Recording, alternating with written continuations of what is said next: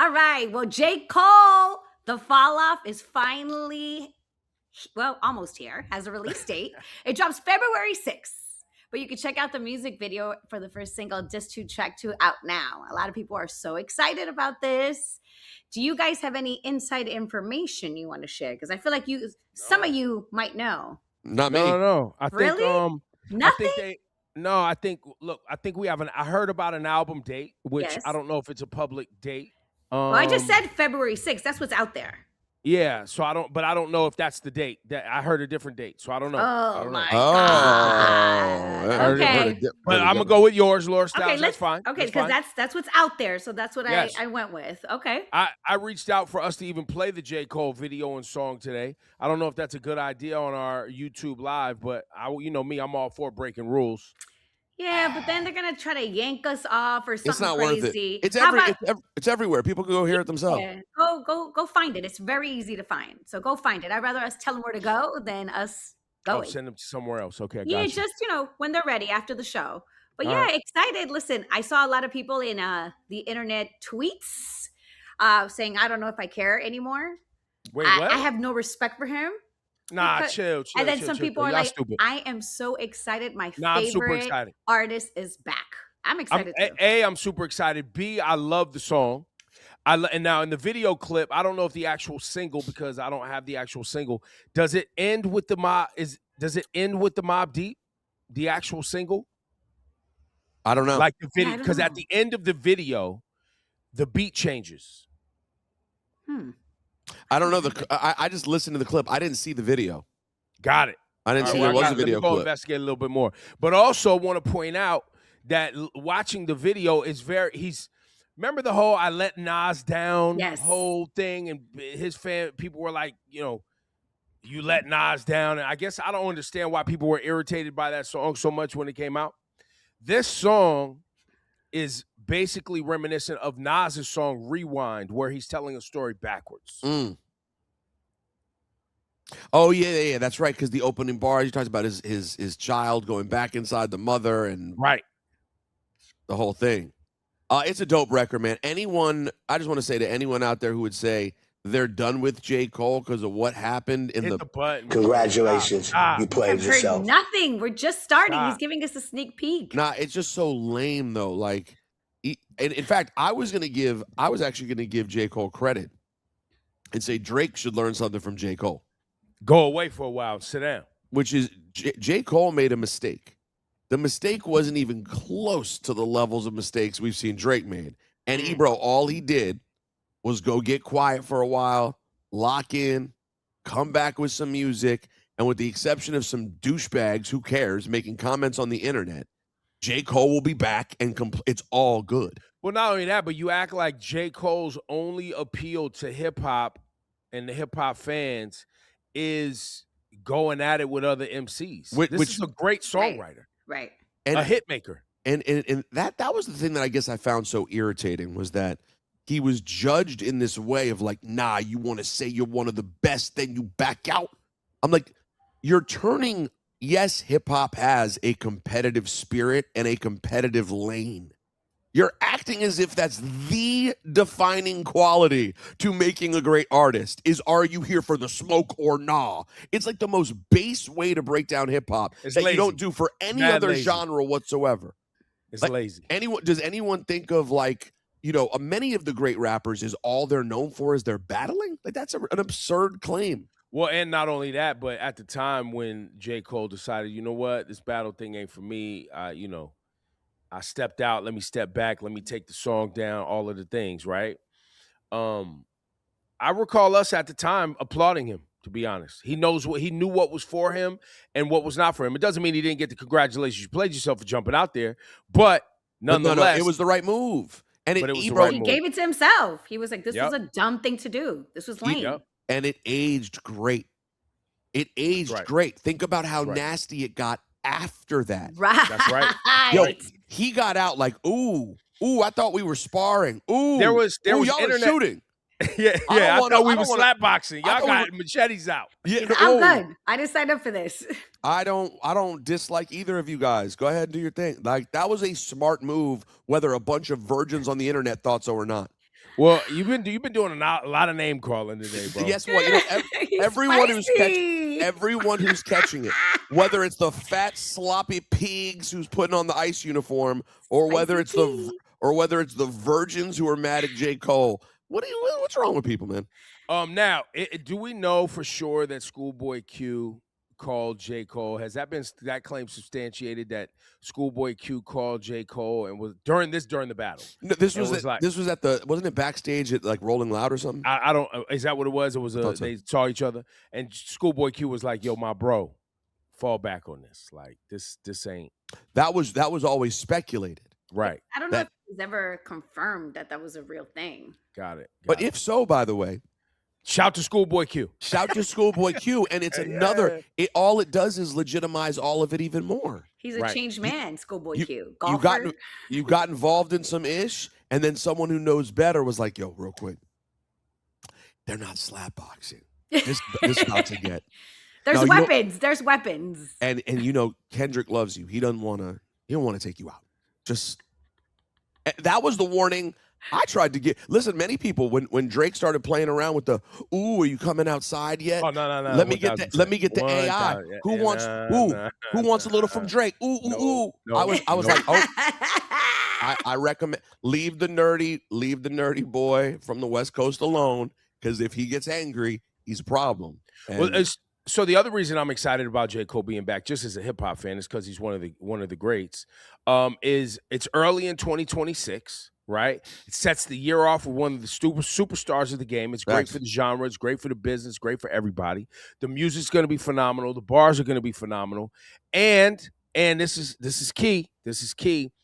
It further accentuates the difference between real hip hop superstars and people who are not there yet. Right. You know what I'm saying? Because we have a lot of like GOAT talk, legend talk, this talk, that talk. And I love when the real ones pull up and just show the difference. Just because I think it's good for us to, all of us, me included, to remember the work put in by the greats versus people who are just not there yet. You haven't put in the time, or you don't have the skill. That's all. And that's not shade. That's just like, man, there's levels to this ish. Yeah, and there are great artists in this genre who are like at the top of the game, who've been doing it for a long time. J. Cole, one of them. Yo, does it blow your mind, Ebro, that I had a conversation with Rakim on One Ep a few weeks ago, and we were talking about the fact that, like, Ebro, do you remember that gap between before Rakim came back with "It's Been a Long Time" and the 18th Letter? Do you remember it was like, yo, man, Rakim, she's like out the game. Like, is Rakim coming back? Is he going to drop again? There were like bootlegs. It was literally like your man was finished. And he was gone for a total of 5 years between Don't Sweat the Technique and 18th Letter. People acted like he left hip hop. Yo, Ebro, when he came back, he was 29 years old. Wow. Well, so Cardi was gone longer. Cardi was gone for 7. But she dropped singles, though. She did drop singles. She did drop singles. But to that point of Rakim's age, which I think is important, and how it was perceived when he stepped away from the game for a second. We did not have the historical context at that time to even know where this hip hop thing was going. No. There was no Jay-Z. There was no 55-year-old. There was no Slick Rick coming back. There was no Nas. No, the old heads that owns a label and a distribution company and a marketing company, and there's all this other business endeavors, and we had none of that, bro. So it was just. And the old heads at that time, the ones from the late 70s and early 80s, weren't really active. Right. So it seemed like if you were gone at all, it was a wrap for you. And I think the other real interesting factoid, as you mentioned, Jay-Z and Rakim and age, how crazy is it that Jay-Z is 56 and Rakim is 57? No, it's crazy. I know. I know. Jay-Z didn't get going until basically Rakim was about to make his "I'm Coming Back." Now, who's that cooler for? Who's that more amazing for? Well, I mean, I guess it's more amazing for Jay-Z, right? Because he has successfully kept himself relevant in so many ways that you perceive him as younger than he is. Than he is, I guess. It Than is- he is, or the other way, we perceive Rakim as older. Yeah, because of the era that he came up in. Right, but then if you actually see Rakim or hear him talk, you're like, oh, yeah, no, that seems about mid-50s. That is what he seems like. But you feel like, Rakim's got to be 65 years old. He's a legend. But no, I mean, he was out in Jay 86. has just been consistent in our lives. You know what I mean? To like recently. But I constantly this. hear from Jay. Yeah, he's never gone away. He's involved in so many things. But I really do believe, and I say this with respect to Rakim's team, like, and not just about Rakim, but other artists as well. There's an opportunity, Ebro. Like if I were to try to walk away from running my Yap, you know what I mean, and get involved. Impossible. You like to talk too much. You just don't like to text early in the morning. Full circle for the week. You're right. But if I were to try to do that in another world, I feel like there's a real opportunity for people to step into the lives of some of our legends and manage them in a way that could totally change their career. Like, I really do think that some of our guys who are at the top, they can still perform. Some of them are better performers. They're like self-realized people now, and they're still amongst us, and they're like iconic legends. I really think there's an opportunity for some of those people to do more and like be doing bigger things. LL was trying to do that. With his whole Rock the Bells movement, you know what I mean? guess you're right, and he is. And he is. Like, I mean, they're doing the cruise, they're doing different things. I just and Nas. And Nas too, with the mass appeal stuff. So hopefully we'll see more of it. Because there are still so many of those guys, you're like, they're not old. Like, they could still be outside doing stuff. Well, and I also think, unfortunately, the problem is us. And by us, I mean the consumer. It's not them. Redman and Method Man, The Roots, Rakim, they tour. But it's like, was it last year? You unraveled. Damn near unraveled on the show. I don't think so. It was a classic Rosenberg rant. I don't think about so. Rakim being at SOBs. Yeah. And you being like, what the F is going on? How come people don't know about it? People don't care about it. And how come? What's happening? Why is one of the greats at SOBs? And why isn't it sold out? And why it didn't feel completely sold out? Why did that's, by the way, I want to reiterate, that's on us. No, you're right. Why does Wu-Tang have to say it's our retirement tour, we're never doing this again, which none of us believe, in order to have all this arenas sell out? An arena tour from them should sell out every time. If they go out every 3-4 years like a classic rock band does, they should do arenas every time. It should sell out every time. That's how you support the legends. You're right. That is on us. And so what you're talking about, where you're like, hey, there's a business here to go help, these try to make individuals. If people will buy tickets and go support. Yeah, no, you're right. It's a mix of both. I do think there's a way to shine these guys up a bit and make them a little bit more scarce and done in the right way, so they're outside, but they do the right things outside. I think there is a dope way to do it. You're right. I think we're both right. There is also it is a responsibility on us, because Ebro, you'd be shocked. Some people, their attitude. You'll be like, oh, you hear the new De La? And they'll be like, oh, they still making music? And it's like, yeah, bro. They're like, again, these are now realized people who have done 10,000 hours. By the way, that new De La album, good. It's so good, man. No, it's bonkers, bro. It's how good it is. Laura, what's your most listened to new hip hop album? New, because I've been like heavy SZA. Heavy, yeah. I've been. So you're part of the problem too, right now. Yes, as of right now, and everywhere. That's what I wanted to document. I just wanted to document that. Man. Right now, you're also a part of the problem. I am, because lately I've been just heavy R&B, heavy. Damn. Rosenberg, what's your most listened to new hip hop album? It's probably the mass appeals. It was probably. Really, I loved the Ghostface. Laura, you're part of the problem. Because the Slick Rick album was the last one that I really gave it a. You know what I mean? That I really played it. That's if you're in the chat right now, put up your most listened to new hip hop album. The Chance album was great last year. Phenomenal. The De La album was fantastic. I would say those are my most listened to albums. I listen to a lot of records. Listen, I'm gonna tell y'all something. I'm in DJ mode. Yeah, I listen to a lot of singles. Yeah. Same. I listened to this Wale album. Oh, Wale's fire. Listen, God, the Chance album, the Wale album. No, the Wale Clips, is, I don't know if we consider Clips new, but whatever. I still listen to that a lot. Clips was fantastic. The De La album, the Nas DJ Premier album. I don't love how the album starts. Like the first 4 or 5, I'm kind of like, yo. But after that 5th track, I forget the name of it. You like where it lands? What? I'll be honest. It hasn't gotten the play for me it needs to get because no, you gotta go back. The timing of it wasn't good. But to your point about the Wale, it may be. I think it's probably his best body of work, and he has a lot. It's fantastic. No. And I'm so happy for him, man. I'm watching his IG, his socials, and all that.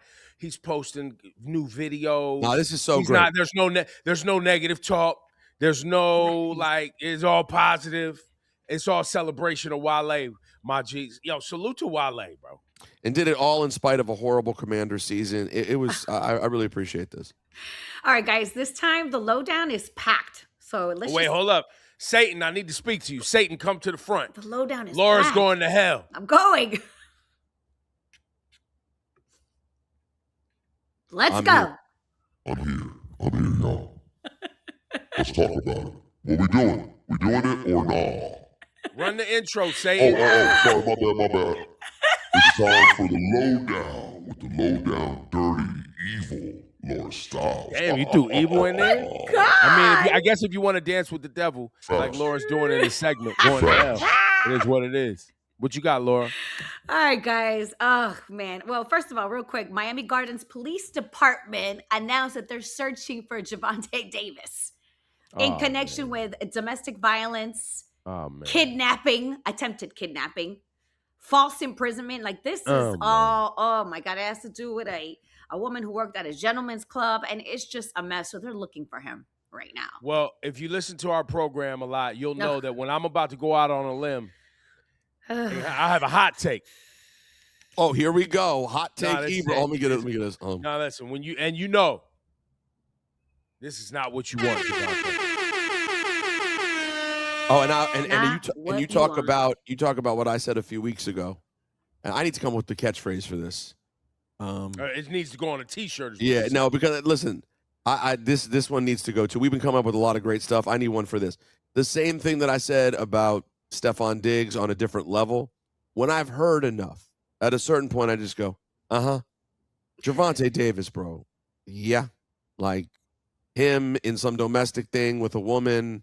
I'm not downplaying it at all. I'm just saying, like, yeah, bro. This not what you're saying is not surprised. Yeah. Unfortunately on brand. Unfortunately on brand. This is why you're never going to be the star that you should be. This is why you're never going to mean what you should mean. Right. This is why boxing can't seem to take a full step forward. And hopefully there's a whole new boxing company starting, Zuffa.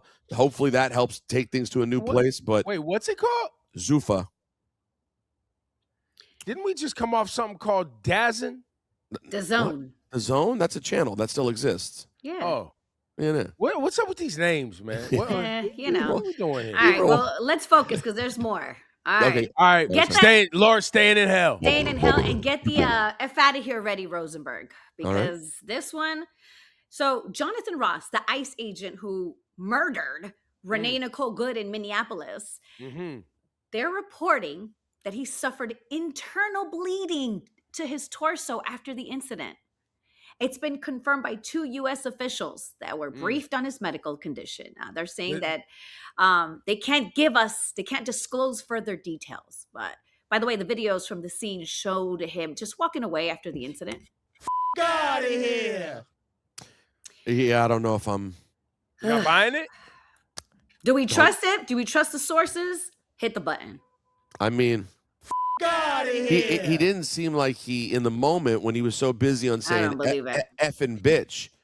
He wasn't busy being like, hey, I need some medical attention. I don't know. Sounds like a good story though for them. Right. Well, listen, are these the same professionals that just towed the line for the White House? Are these the same professionals that hopped on the microphones before Renee Good's body was even understood what happened to her? Her body was cold. And called her an extremist. Are these the same people? Yeah, I believe so, Ebro. Yeah. So I don't have.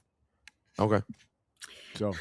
In other news, so there was a concert that was announced and called "Rock the Country." Oh, hit the celebration! Yo, now this ain't even in the lowdown. This was supposed to be congratulations. But it's low because somebody I really like is getting dragged to hell. He deserves it. So, yes, the concert has been officially announced. Rock the Country, celebrating 250 years of freedom. Stars and Stripes crazy. With Kid Rock, Blake Shelton. And then as you start going, wait a second, that's Nelly. We already knew where Nelly. Well, Nelly, we already knew. Our last conversation at the old plantation with Nelly, when we talked about Trump and his alignment with MAGA, you could tell where he was at. Well, I'm I don't think he showed his alignment. I think he showed he doesn't care that much. And was playing the middle, doing the dance, as some would say. Yeah. Well, guess what? Hit the music. Wait, hold on. Wait. Hold on. Just a couple questions. Yes. Is the event run by Kid Rock, or is he is he one of the? I saw his name listed first. Yes, he's the very first one. I don't know. I don't know if he's running it. Okay, I'm just curious to who's behind the event. Nelly is not giving up that bag. No, he don't care. You know why? Put my dancing music on. Oh, play the mushy middle, huh, Nelly? The mushy middle, nice and comfy in the middle. Don't want to pick the side. Oh. Dance for the bag. Don't want to offend people. Do dance for the bag.